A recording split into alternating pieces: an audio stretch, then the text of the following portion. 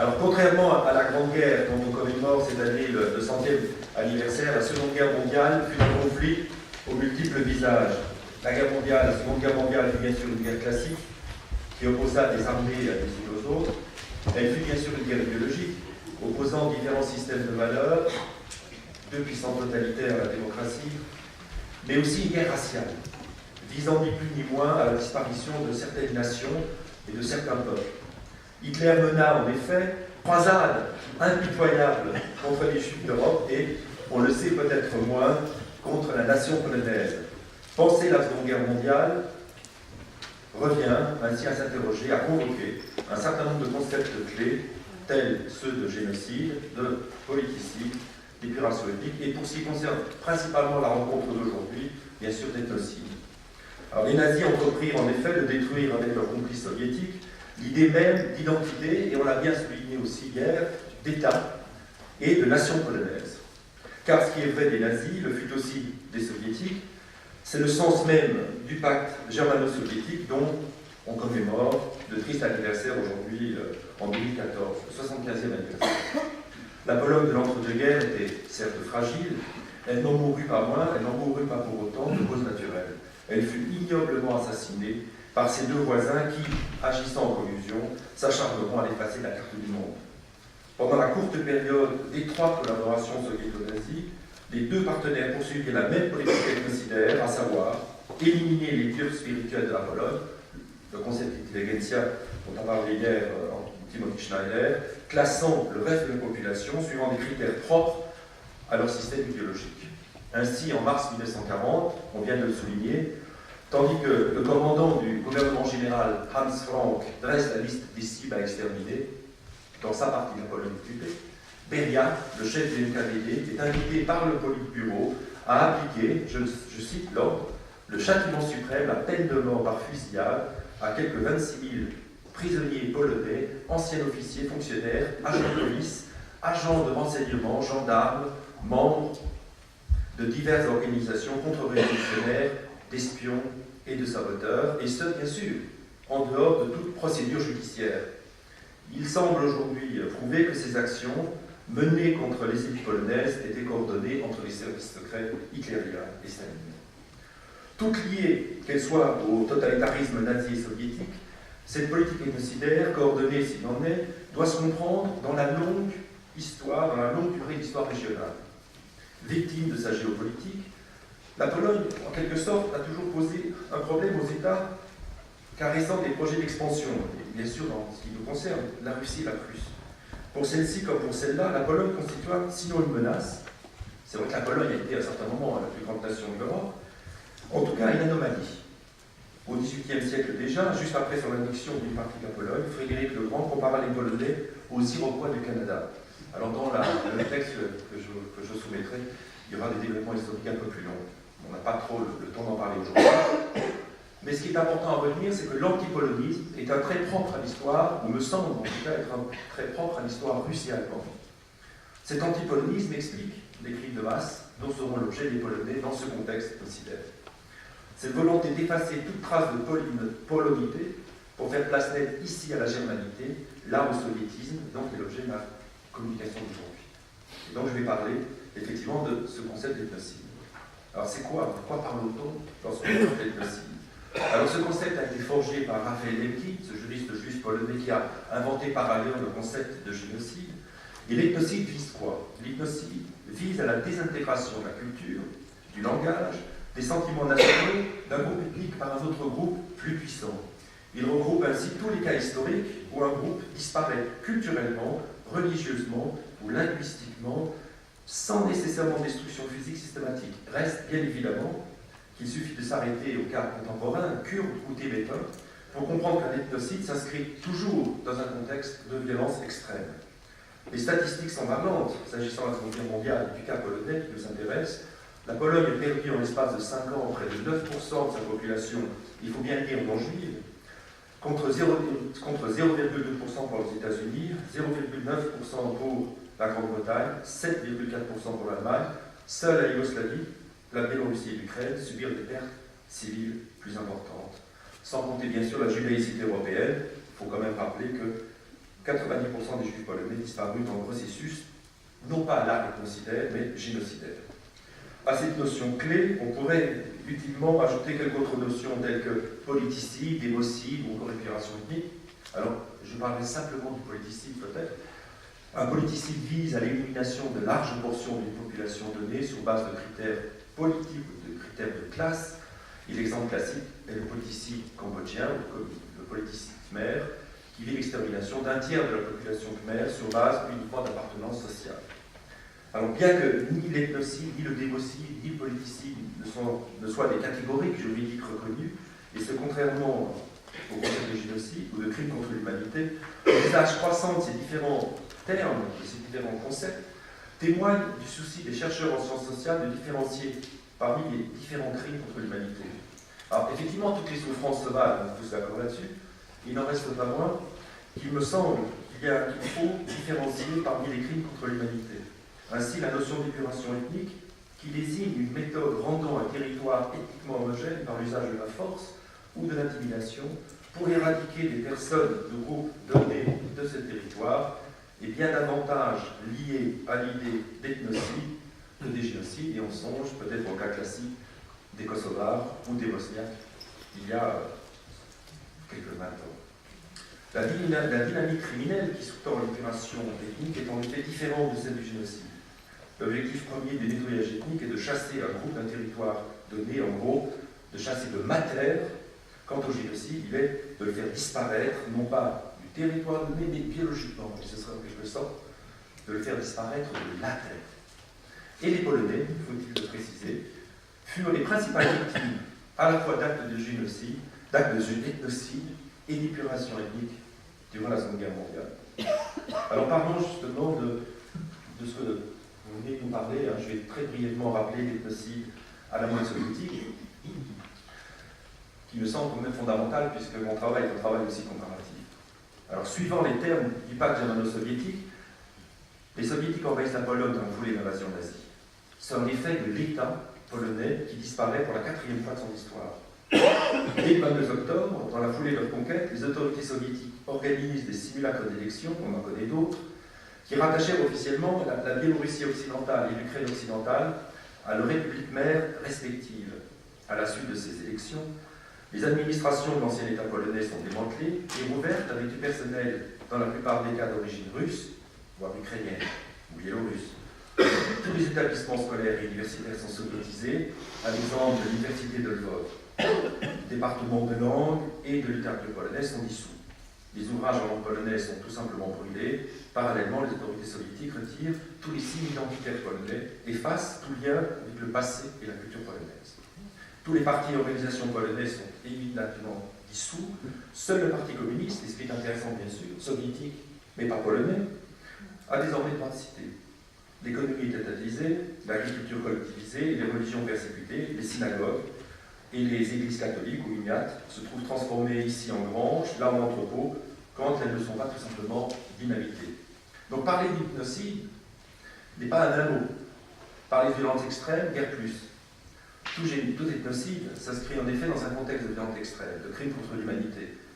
Et évidemment, il n'aurait pas pu en être autrement, compte tenu du rôle moteur joué par le NKVD dans ce processus même de soviétisation de la Pologne sous occupation russe. Les premières victimes de l'ethnocide polonais furent, on vient de le rappeler, les 15 000 officiers de l'armée polonaise qui s'étaient naïvement livrés aux soviétiques. L'Union soviétique n'ayant pas signé la Convention internationale sur les règles de la guerre, leur refusa le statut de prisonnier de guerre et en vint purement et simplement à les assassiner.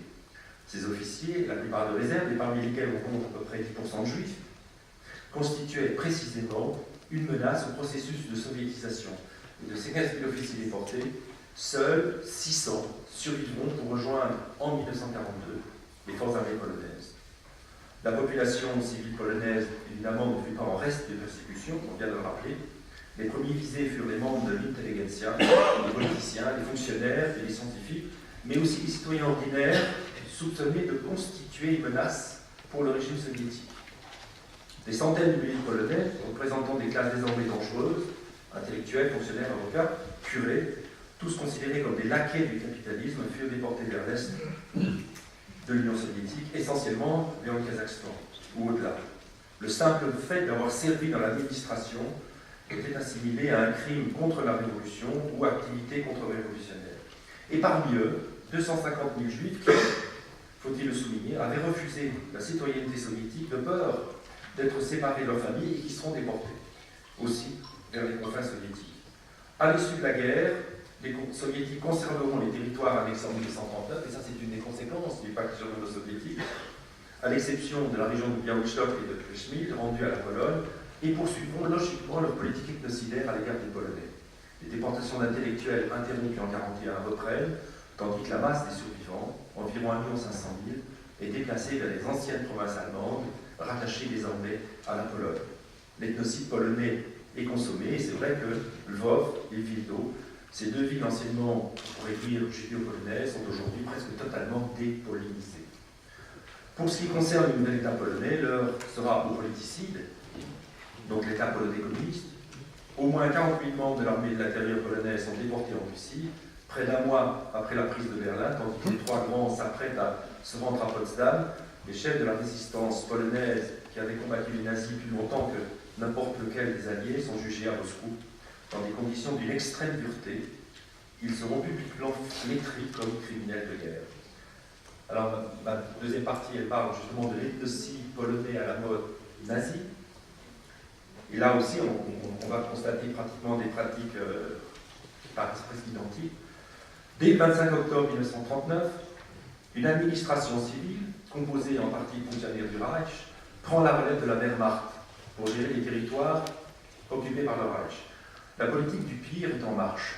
Cette administration civile aura en effet pour tâche de vider les territoires dévolus à la colonisation, épuration ethnique, d'isoler puis d'éliminer les Juifs, génocide, enfin de réduire les Polonais à l'état de peuple esclave, ethnocide.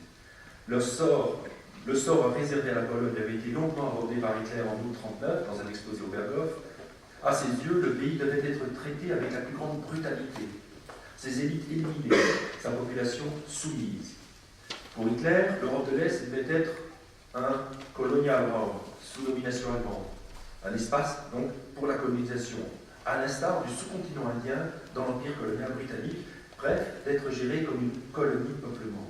À long terme, en effet, les nazis prévoient de repeupler la Pologne avec des Allemands ou des peuples apparentés, scandinaves, flamands, néerlandais. Les responsables nazis divisent le territoire en deux entités, les zones annexées essentiellement en Silésie et en Poznanie, le Wartheland, et le gouvernement général, une sorte d'État croupion polonais confié à Hans Frank et destiné à servir de dépotoir racial du Reich. Pour Himmler, la Pologne n'a plus sa place dans l'Europe. Comme en témoigne ici, alors, une étrange évocation d'une Europe qui, dans une certaine mesure, évidemment, dans une certaine mesure, fait penser à l'Union européenne. Alors, je vous cite ce discours de Hitler. Le Reich européen doit former une confédération d'États libres. Parmi ces États, on trouverait la Grande Allemagne, la Hongrie, la Croatie, la Slovaquie, les Pays-Bas, la Flandre, la Wallonie, le Luxembourg, la Norvège, le Danemark, la Finlande, la Lettonie, la Lituanie. Ces pays doivent se gouverner eux-mêmes. Leur serait commun une monnaie, certains organismes, dont la police, la politique extérieure et l'armée, qui seraient organisés par nationalité. Des rapports économiques seraient réglés par des traités particuliers dans lesquels l'Allemagne, en tant que pays économiquement le plus fort, devrait se passer au profit des pays faibles afin de contribuer à leur développement. Fin de citation. L'idée est de transformer la Pologne en un réservoir de travailleurs esclaves doublé d'un désert culturel. Il reviendra à Hans Frank, nommé gouverneur général de la Pologne, de mener à bien cette politique ethnocidaire. Les universités et les établissements scolaires du secondaire sont fermés, les manuels scolaires sont rassemblés et détruits. On estime que 80% de toutes les bibliothèques scolaires et les 3/4 des ouvrages de toutes les bibliothèques scientifiques sont brûlés. Non content de fermer l'université de Cracovie, la majeure partie de ses enseignants est déportée, notamment au camp de concentration d'Auschwitz. Pas encore d'extermination, encore de concentration. Les principales institutions culturelles et artistiques et scientifiques polonaises sont fermées. L'objectif, je cite effectivement Himmler, est de convaincre les Polonais que leur destin ethnique est sans espoir. Les occupants n'entendent laisser subsister en matière d'éducation publique que l'enseignement primaire, Selon une note de Himmler, datée de mai 1940, qui est assez surréaliste à nouveau, il nous dit, je le cite, « Le seul but de cette école est de leur apprendre l'arithmétique simple, rien au-dessus du nombre de 500, écrire son nom et la doctrine qu'il est divin de droit d'obéir aux Allemands. Je ne pense pas que la lecture soit souhaitable. » Fin de citation. Ici aussi, comme dans le cas soviétique, l'ethnocide s'accompagne de crimes de masse. Les élites intellectuelles polonaises sont directement visées. L'Office central de sécurité du Reich visera à exécuter ou à interner à travers l'opération Tannenberg quelques 61 000 personnes identifiées au travers d'une liste constituée avant la guerre par les services secrets allemands en collaboration avec les Allemands de Pologne. Figuraient sur cette liste des activistes polonais, des membres de l'intelligentsia, des universitaires, des artistes et bien évidemment aussi des officiers retraités. Cette opération fait aussi désigner Intelligentsia Zone, suivant le mot d'Hitler, je le cite, « Seule peut être réduite en esclavage une nation dont on a détruit les couches supérieures. » À l'Intelligence Action succéda une opération plus vaste encore, dirigée à l'encontre de tout Polonais titulaire d'un brevet d'études secondaires, dont on avait parlé, l'action AB. Lors de cette campagne extraordinaire de pacification, environ 15 000 prêtres, enseignants et chefs politiques furent déportés ou fusillés. Alors, c'en était fait de l'État, bien sûr, et la nation polonaise, mais maintenant, qu'en était-il des Polonais eux-mêmes? Alors, si les nazis rêvent d'un monde sans juifs, qui seuls seront systématiquement éliminés, ils n'entendent pas exterminer les Polonais en tant que tels, as such, comme on dit dans la Convention de 1948 sur les génocides, pour des raisons tout à la fois, entre guillemets, éthiques, économiques et raciales. Arrêtons-nous aux considérations éthiques. Les experts nazis ont beaucoup réfléchi et beaucoup écrit sur ce qu'il fallait faire des Slaves, et des Polonais en particulier, notamment en des temps de guerre où le ravitaillement posait problème. On connaît la déclaration de Göring au comte Ciano le 25 novembre 1941, comme quoi 20 à 30 millions de personnes mourront de faim en Russie. Reste qu'il ne fut pas pensable aux dirigeants nazis de traiter la question polonaise de la même manière que la question juive. La note du docteur Erhard Wetzel, qui dirigeait la section raciale du ministère pour les territoires occupés à l'Est, en date du 27 avril 1942, relative au sort des Polonais, est claire à cet égard. Tandis que l'extermination des Juifs est présentée comme allant de soi, il exprime d'évidentes réserves quant à un possible massacre généralisé des Polonais. Et là, je le cite. « Il va de soi qu'on ne peut résoudre le problème polonais en ce sens qu'on liquide les Polonais comme les Juifs. Une telle solution pour le problème polonais marquerait le peuple allemand jusque dans un avenir lointain et nous enlèverait de toutes parts la sympathie, d'autant plus que les autres peuples environnants devraient compter sur l'éventualité d'un semblable traitement à un moment donné. » Fin de citation. En mars 1943, le docteur Friedrich Gollert, assistant personnel du gouverneur du district de Varsovie, rédige un mémorandum décrivant les solutions envisageables pour les 15 millions polonais du gouvernement fédéral. Cette partie de la Pologne occupée, destinée dans la géographie nazie à être incorporée au Grand Reich. Plusieurs solutions sont proposées, et une des solutions est radicale. Je le cite, « Elle consisterait à exterminer ces 15 millions par des mesures radicales, comme cela s'est avéré nécessaire par exemple pour la juiverie. Mais éliminer sans autre forme de procès un peuple étranger de 15 millions de personnes de cette manière est indigne d'un peuple civilisé. » Les récits de massacres décrits par Paul Hagen confirment ces réticences. Ils soulignent aussi les scrupules des tueurs, de juifs, du 101e bataillon de police ordinaire d'assassiner en 1942 quelques 200 civils catholiques polonais. Ce jour-là, ils n'arriveront à assassiner que 78 Polonais, 78 Polonais, contre quelques 180 juifs. Autre considération économique et raciale. Ces sous-hommes, les Polonais, équivalent européen du nègre, pouvaient espérer survivre pour autant qu'ils servent leurs maîtres ariens. Tout à meilleur qu'ils étaient, il en constituait pas moins un intérêt économique et même une part d'humanité à même de les recycler racialement. Les promoteurs du plan général de l'Est divisent à la suite de Himmler les Polonais en deux catégories. La grosse majorité des Polonais irrécupérables, d'un point de vue racial, est destinée à devenir les esclaves des Allemands, et une petite minorité de Polonais racialement aptes à la germanisation qui, au bout d'un processus qui doit prendre une ou deux générations, trouveront leur place dans l'ethnie allemande.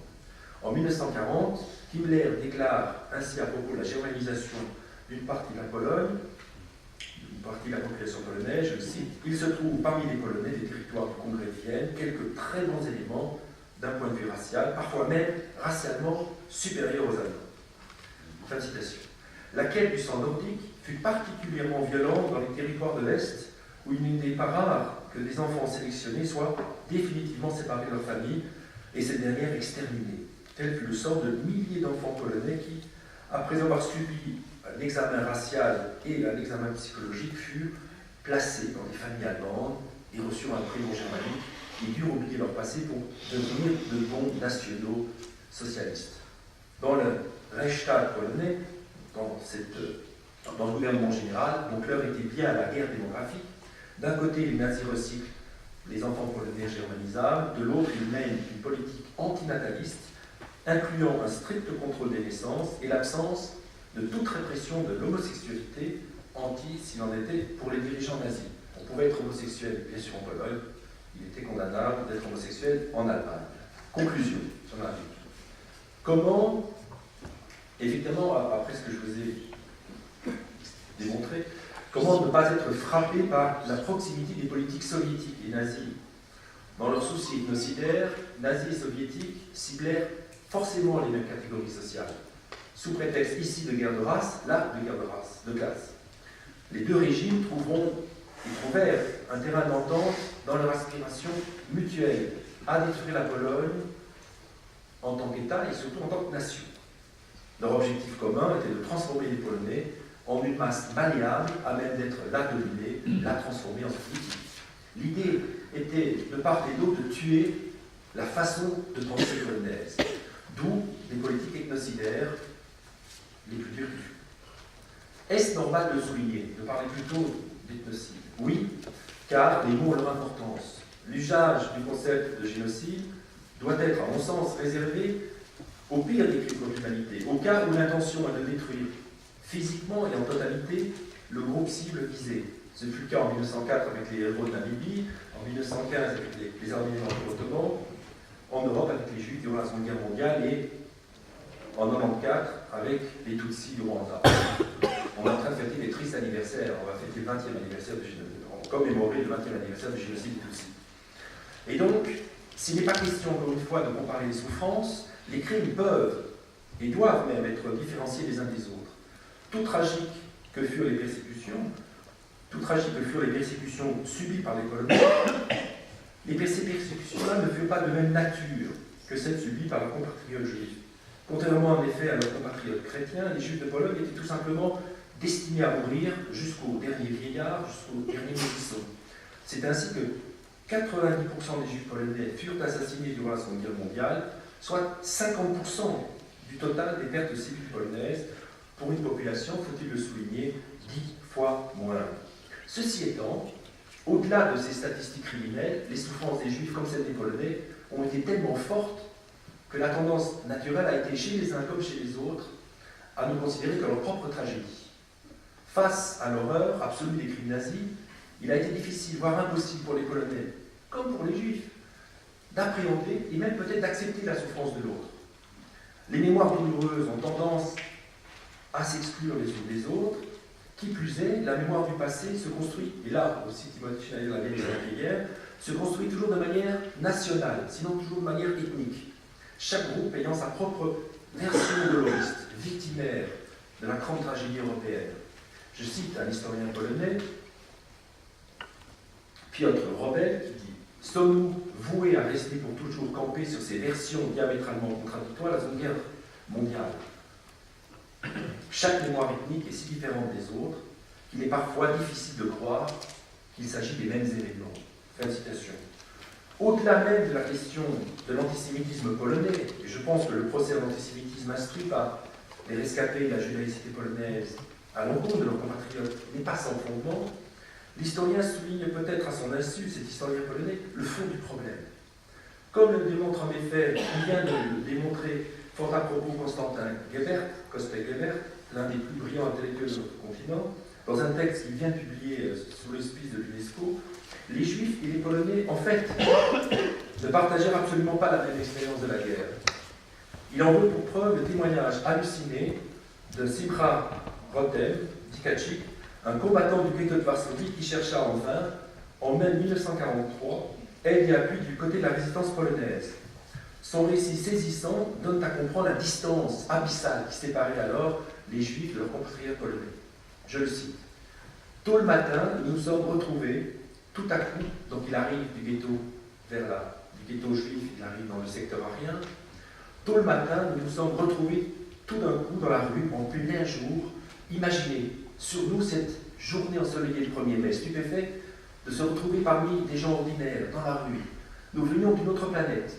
Sur le côté arien de Varsovie, la vie a continué d'une manière tout à fait naturellement et normalement. Les cafés normalement, les cafés travaillaient, les restaurants, les bus et les tramways, les cinémas étaient ouverts. Le ghetto était une île au milieu de la vie ordinaire. Fin de citation. Son témoignage ouvre une perspective intéressante sur l'une des raisons pour lesquelles les Polonais et les Juifs ont des perceptions différentes des événements de la Seconde Guerre mondiale. Simcha Rotem sort de l'enfer du ghetto, où ont péri 450 000 personnes. Et donc il ne pouvait entrevoir le purgatoire polonais, cette porte d'entrée de l'enfer, qu'en termes de paradis. Il ne pouvait en être autrement. Juifs et Polonais ne partagèrent absolument pas la même expérience de la guerre. Alors je terminerai mon exposé par quelques faits qui, je l'espère, vous permettront de percevoir toute l'étendue de cet inévitable malentendu judéo-polonais. Premièrement, parlons d'Auschwitz. Le bombardement d'Auschwitz est une question centrale pour les Juifs. Et ce qui est intéressant, c'est que tous les témoignages montrent que les Juifs internés à Auschwitz étaient tous partisans d'un bombardement d'Auschwitz.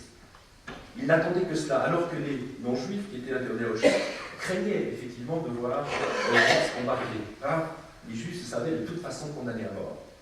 De la même manière, un autre élément, c'est le martyre du Père Koll. Lorsque vous allez à Auschwitz, vous allez visiter évidemment le lieu de son martyre. Alors, le geste noble du Père Koll, qui choisit de mourir en lieu et place d'un otage, père de famille, est totalement étranger à l'expérience juive d'Auschwitz. Aucun rabbin n'aurait pu s'inscrire dans ce geste, dans la mesure où tous les juifs, fussent-ils rabbins au prix Nobel, étaient voués à la mort. Enfin, la mémoire de déportation est différente suivant que l'on soit juif ou polonais. La déportation par les soviétiques de près d'1 million de Polonais de toute confession est également vécue de manière radicalement différente, sous le prétexte monstrueux qu'un grand nombre de juifs refusaient d'adopter ex abrupto la nationalité soviétique, ce qui les eût séparés à tout jamais de leur famille restée de l'autre côté des lignes. Staline entreprit les déporter au-delà de l'Oural. Je cite, « En 2 jours et 2 nuits, écrit le rabbin Petchetnik, près d'1 million de juifs furent entassés, près d'un million de juifs furent entassés dans des wagons à bestiaux, dans les plus horribles conditions et déportés vers l'Oural et la Sibérie. Le voyage sous de telles épreuves dura 4 à 6 semaines. Quand ils arrivèrent à destination, ils durent subsister de pain et d'eau après exténuant le travail dans les forêts. » Fin de citation. Reste que cette déportation fut paradoxalement, sinon une chance, en tout cas un gage de survie pour ceux qui la subirent. On estime en effet que le taux de survie de ces déportés juifs vers la Sibérie fut supérieur à 50%. Ce qui rapportait au taux de survie des déportations juives allemandes est tout simplement considérable, puisque ne revint des déportations qu'1% des déportés juifs dans les centres d'extermination allemands. C'est ainsi que les 2 tiers des survivants de la judaïcité polonaise furent constitués des juifs polonais de l'ex-Union soviétique. Enfin, pour comprendre, et je termine vraiment, pour bien comprendre la différence entre les expériences juives et polonaises de la Seconde Guerre mondiale, je terminerai par une anecdote qui concerne ma propre famille.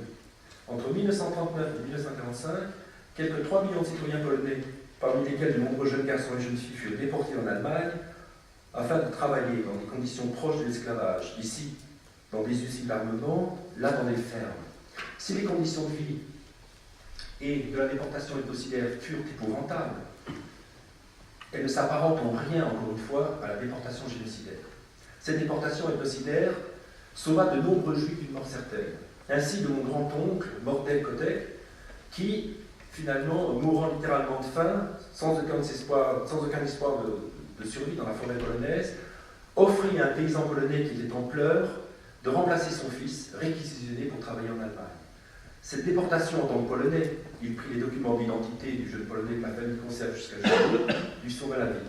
Józef Schuk, car tel était désormais son nom, survécu à la guerre, contrairement au reste de sa parentèle. Ces exemples permettent de comprendre l'hiatus entre les mémoires juives et polonaises de la Seconde Guerre mondiale. Il ne suffit pas de partager un même territoire pour partager une vision commune de l'histoire, fut-elle également tragique. Je vous remercie.